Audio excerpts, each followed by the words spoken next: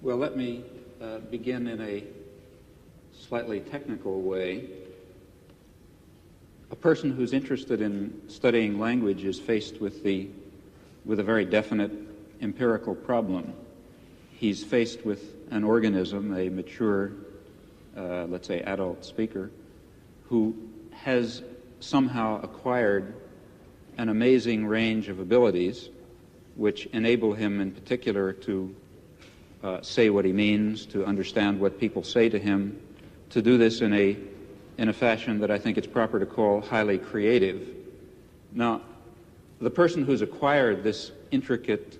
and highly articulated and organized collection of abilities, the collection of abilities that we call knowing a language,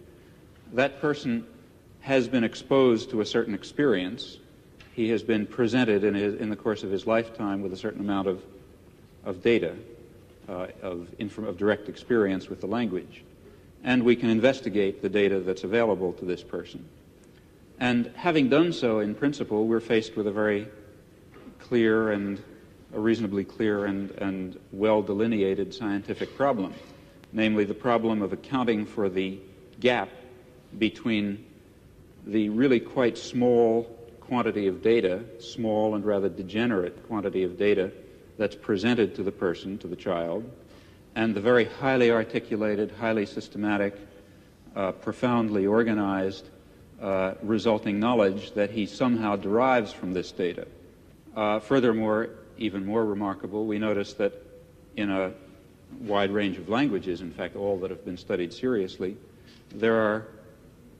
remarkable limitations on the kinds of system that emerge from the very different kinds of experience to which people are exposed.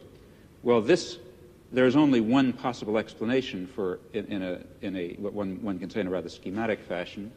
for this remarkable phenomenon, namely the assumption that the individual himself contributes a good deal, an overwhelming part, in fact, of the general schematic structure and perhaps even of the specific content of the knowledge that he ultimately derives from this very scattered and limited experience. That is, to put it rather loosely, the child must begin with the knowledge, certainly not with the knowledge that he's hearing English or Dutch or French or something else, but he does start with the knowledge that he's hearing a human language of a very narrow and explicit type that permits a very small range of variation.